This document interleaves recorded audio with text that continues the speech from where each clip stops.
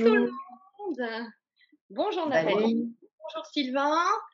J'espère que tout le Bonjour. monde va bien et que vous avez pris, comme nous, votre café. C'est le rendez-vous mensuel du Tech Chat. Et aujourd'hui, je suis contente d'accueillir deux personnes, c'est super. Sylvain Guillas et Nathalie Côté. Je vais vous laisser vous présenter rapidement. Aujourd'hui, notre objectif, c'est de parler administration des processus. Sylvain, peut-être que tu peux commencer? Oui, bonjour, Sylvain Guillas. Je suis chef de projet au niveau de l'informatique pour le groupe Crédit Agricole. Je travaille pour 4 caisses régionales. Alors, si ça ne vous parle pas ce que c'est qu'une caisse régionale, sachez que ça représente à peu près 7000 utilisateurs. Et dans ce cadre, dans ce périmètre, je suis amené à faire du développement de workflow jusqu'à la mise en œuvre de workflow pour le compte, pour les personnes internes à notre entreprise. C'est dans ce cadre-là que j'utilise la solution Bonitasoft et sur lequel je pourrais vous apporter un retour d'expérience. Notre organisation propre à l'administration des processus. Enchantée Sylvain, enfin nous on se connaît, mais je pense que tout le monde est ravi de pouvoir te parler aujourd'hui. Et Nathalie, hein, je pense que certains te connaissent déjà suite au Tech Chat. Voilà, Et j'avais déjà fait un tech chat en tant que spécialiste en ergonomie et me revoilà en tant que product owner sur la solution Bonita, puisque j'ai les deux chapeaux, les deux casquettes chez Bonitasoft. Et donc, j'ai été product owner pendant un temps du portal. Et puis, on est en train de transférer à un autre PO, mais du coup, on a pas mal réfléchi sur tout ce qui était le gestionnaire des processus et le manager des opérations chez nos clients. Donc voilà, j'interviendrai un peu pour donner l'historique et la vision Bonita dans ce secteur. super, merci. Alors on est parti. Quel est le rôle d'un process manager? Ah, ça c'est quelque chose qu'on voit dans l'interface du portail parfois. Donc je vous laisse répondre. Qui veut prendre la main pour cette réponse? Peut-être Moi, je Nathalie? peux dire que quand le profil process manager ou gestionnaire des processus a été créé dans Bonita, il a été fait un peu en pensant à un administrateur de la plateforme, mais avec un périmètre réduit quant au nombre de processus administrés. Et en fait, on se rend compte en parlant de plus en plus avec nos clients que c'est quelqu'un d'un peu plus métier. Et donc, je serais bien curieuse d'entendre Sylvain pour savoir comment ça se passe au Crédit Agricole. Alors effectivement, nous, on a un peu segmenté les rôles de chacun selon notre organisation. Donc nous, on est un service qui sert de prestation de services informatiques par rapport à nos gestionnaires utilisateurs. Et dans ce cadre-là, on a effectivement segmenté la partie technique de la partie métier. Ce qui fait qu'effectivement, ce qu'on entend nous par administrateur de processus, c'est vraiment le métier, c'est le gestionnaire qui est entre guillemets propriétaire plus qu'entre guillemets dans notre jargon, mais propriétaire du process qu'on va appeler administrateur de processus. Donc, ce qui fait que effectivement, cette approche qui a été faite par Bonita de les mettre administrateurs de la plateforme, donc vraiment le côté technique de l'administration de leur processus, c'est pas quelque chose que nous on met directement à la main des utilisateurs. Pour le coup, ça reste plutôt du côté technique, c'est-à-dire plutôt dans notre giron nous de développeurs, de mise en œuvre. Voilà, c'est pour ça que nous, on va de plus en plus contacter ces gens métiers qui sont gestionnaires de processus pour leur construire une interface qui soit vraiment adéquate. On va les appeler Operations Manager pour vraiment avoir ce versant métier. Donc voilà, c'est en cours de préparation chez nous. Alors, je pense que Du c'est coup, effectivement pertinent parce que nous, on avait tenté de l'utiliser au début. Effectivement, toute l'interface de Bonita dans le portail d'administration permet effectivement d'agrémenter ce rôle et de pouvoir mettre des personnes affectées à ce rôle-là.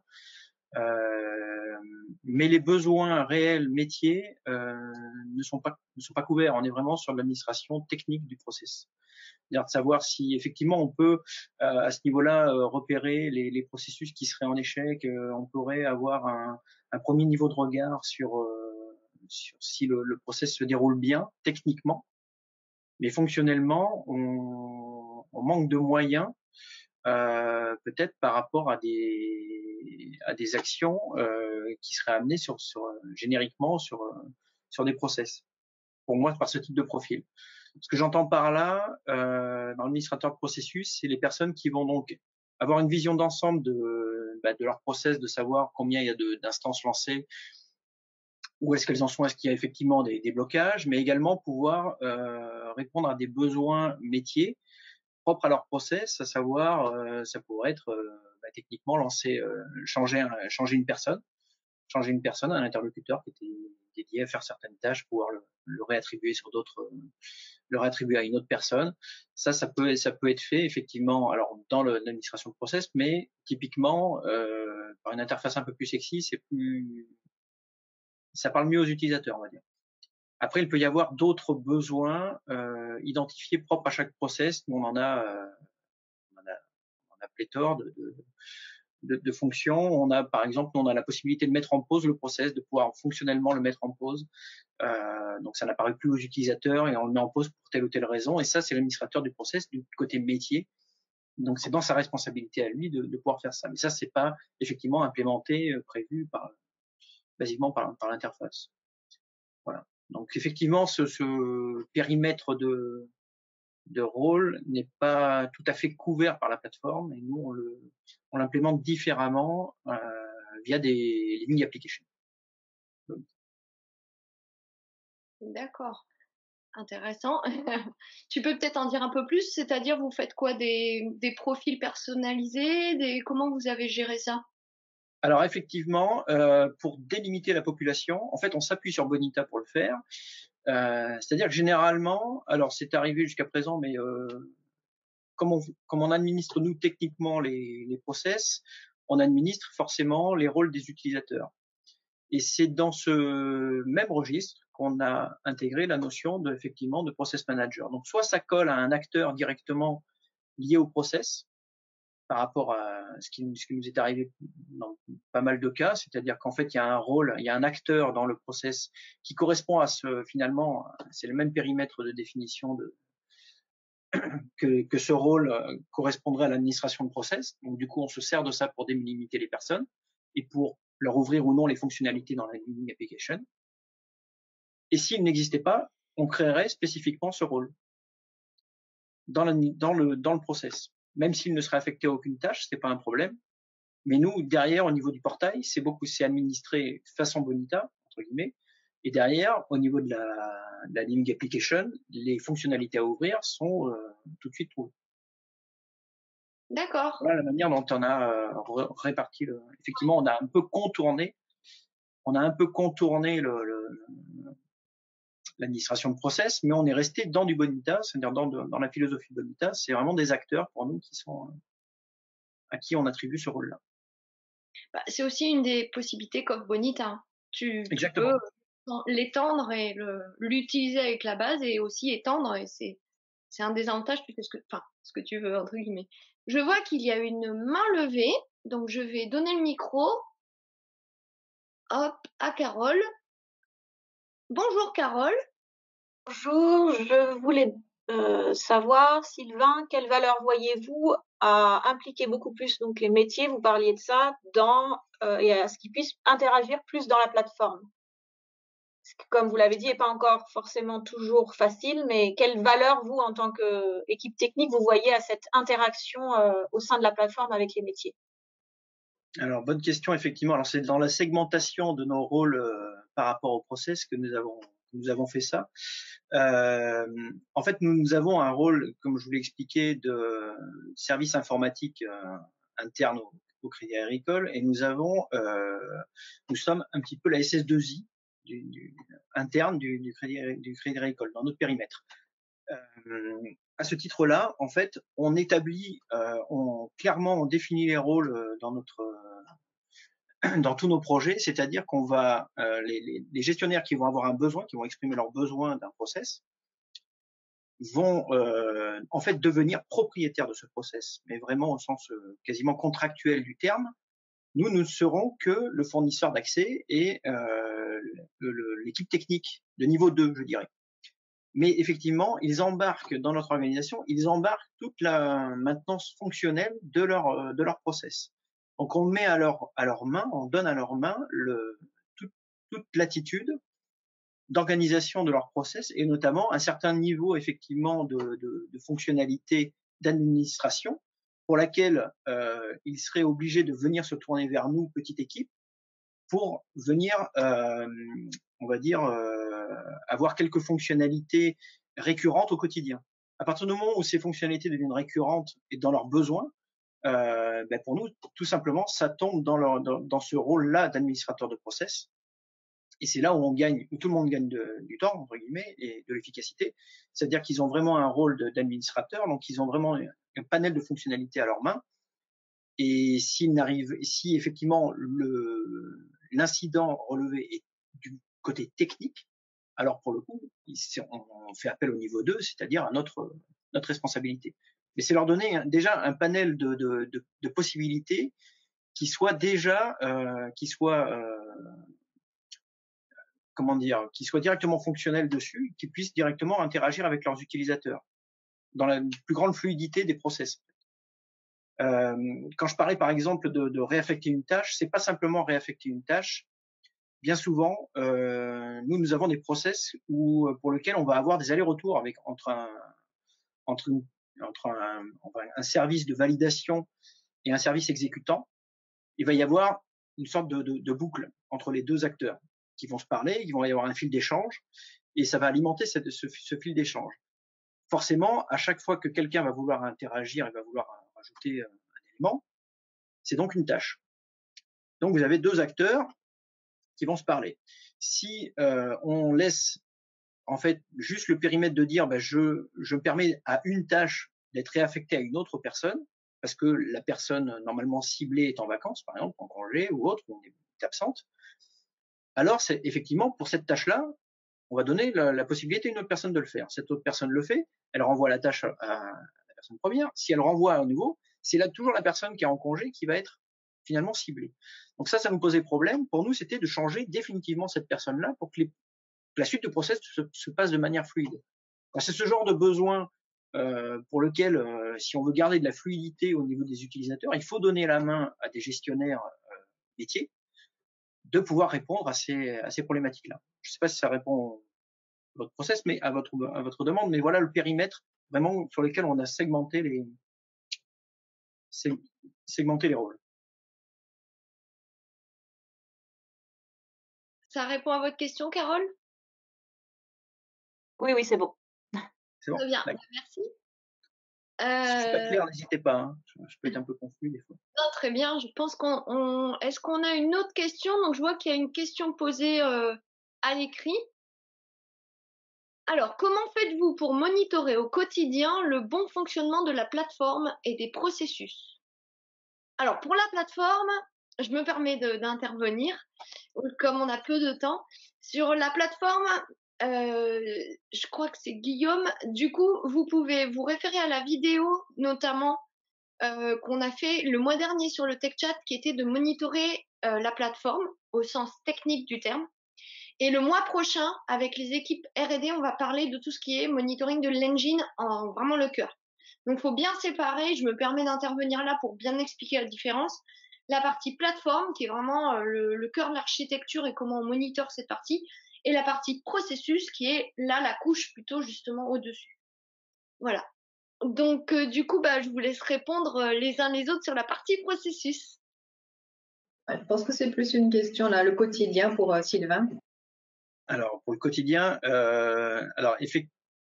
pour bien monitorer au quotidien, alors soit nous avons effectivement mis en place des rapports qui nous permettent, quelque part des KPI qui nous permettent de suivre au quotidien, de donner au gestionnaire, encore une fois, le moyen de savoir si effectivement il n'a pas des demandes, des process en déshérence. C'est ça qui va être pour lui le moteur. Après, effectivement, sur la partie technique, c'est ce que ça va.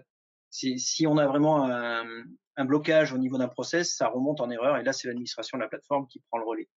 Et pour ça, nous, donc c'est pas le sujet aujourd'hui, mais effectivement, nous, on a mis en place, on se sert des API Bonita de manière extérieure de façon à pouvoir les recevoir en live, entre guillemets, pour les personnes techniques de surveillance de tout l'ensemble de nos applications. Pour ça, le moteur Bonita est très ouvert et permet effectivement de relever en temps réel les réponses. et ça nous permet effectivement de pouvoir interagir si effectivement il y a un problème technique. Moi, du coup, j'ai une question. Qu'est-ce qu'un process en déshérence? Un process en déshérence, c'est un process pour lequel il y a une tâche qui reste non aboutie, qui n'a pas été effectuée par le gestionnaire. Donc cette tâche est en déshérence. Donc par définition, un workflow, c'est forcément une succession d'étapes. Si effectivement cette étape est obligatoire et si c'est un incontournable et qu'il n'y a pas de bypass, de rappel à X jours après le début de cette tâche et que la personne n'exécute jamais cette tâche, alors le process est toujours démarré, n'avance plus, il est donc en déshérence. Ça peut arriver plus souvent qu'on le croit. On n'avait pas ici, mais nous on parle de bottleneck, on parle de temps d'exécution du case, donc de l'instance du processus qui s'allonge et qui s'allonge, mais déshérence, ça le fait bien en français. Du jargon interne, effectivement. Alors, je regarde, est-ce qu'il y a une autre question? Oui. Le périmètre de responsabilité du process manager tel qu'il a été mis en place au Crédit Agricole, est-ce qu'il inclut des KPI associés? Des facteurs clés de succès? Alors, c'est une bonne question. C'est à la demande. Alors, ça dépend effectivement, ça dépend du process. C'est-à-dire, c'est pas systématique. C'est quelque chose qui va être fait de manière spécifique pour chaque processus. Donc après, c'est à mon avis difficilement quantifiable cette charge, cet objectif-là, mais c'est un bon sujet. Je me le garde en tête. C'est ça, à rediscuter. Nous aussi, par rapport à d'autres entretiens qu'on a eus, que les KPI peuvent être uniquement BPM, on va dire, hein, le nombre de cases, leur durée, le nombre de tâches effectuées, mais ça peut aussi mélanger des indicateurs plus métiers, où on va avoir un mélange avec un indicateur financier, par exemple, ou de qualité, qui est manipulé par notre BDM et qui va jouer un peu sur l'interprétation de ces données d'exécution. Donc, on a des KPI qui sont mixtes. Je ne sais pas si c'est le cas aussi chez vous, Sylvain. Alors, on n'est pas encore à ce niveau-là, mais effectivement, on le pratique, mais de manière spécifique. On va faire des tableaux de synthèse et des rapports autour de ça, effectivement. On mélange les deux, effectivement. Ouais, ok. Comme il est déjà 51, je vous propose de prendre une dernière question. Est-ce qu'administrateurs et développeurs travaillent vraiment ensemble? Est-ce qu'administrateurs et développeurs travaillent vraiment ensemble? Alors, pour moi, c'est deux niveaux complètement différents. L'administrateur, il est vraiment responsable de son processus, donc des instances au quotidien, alors que le côté développeur, c'est vraiment celui qui va apporter des évolutions au process. Où on va dire qu'il y a une autre partie qui va être le côté maintenance technique, où là, pour le coup, effectivement, ils vont se joindre l'un et l'autre. Là où ils vont se rejoindre au début, ça va être quand vous allez effectivement modéliser votre process, quand vous allez être dans la gestion de projet, d'implémentation de votre process, c'est là où les deux vont se rejoindre, puisque le métier va forcément faire émerger des besoins effectivement, alors qui vont être certainement éprouvés lors de la mise en œuvre. Si vous faites une mise en œuvre sur une plateforme de qualification, par exemple, ça va très vite ressortir par rapport à vos métiers qui vont dire, bah, tiens, dans tel cas de figure, j'aurais besoin de pouvoir effectivement faire telle chose. Je veux pouvoir avoir tel rapport. Je veux pouvoir avoir effectivement tel rendu. Donc auquel cas là, effectivement, pour moi, c'est effectivement fortement lié. Et si vous faites de la gestion de projet, je veux dire active, normalement, oui, effectivement, à ce moment-là, ils sont main dans la main. Après, leur chemin forcément se sépare à partir du moment où vous êtes en mise en production. Là, c'est au rôle du gestionnaire de processus de revenir vers le pôle développement si effectivement il y a des fonctionnalités qu'il n'a pas et qu'il souhaite faire évoluer son process. Le développeur, lui, étant appelé à d'autres tâches entre-temps. D'accord. Ben, merci beaucoup à tous les deux. Il est 55, donc du coup, on a tenu pas mal de temps déjà sur ce Tech Chat. On vous laisse 5 minutes pour vous détendre avant de reprendre les réunions de 14 heures. Un grand merci à tous les deux. J'espère que à tous, eh bien, ce Tech Chat a été bien riche. En tout cas, moi, j'ai appris plein de choses, donc c'était vraiment très, très intéressant. Merci beaucoup. Le prochain sera, comme je vous disais, sur le monitoring de l'engine, du moteur Bonita mi-décembre. On va parler vraiment plus technique. On va rentrer dans le cœur de l'outil. Donc, n'hésitez pas à venir aussi. Et si vous avez des idées de sujets, eh bien, on sera heureux de les prendre pour faire de nouveaux Tech Chats. Merci beaucoup, Sylvain. Merci beaucoup, Nathalie. Et puis, à très bientôt. Merci beaucoup à vous. Au revoir. Bonne journée. Au revoir. Bonne journée.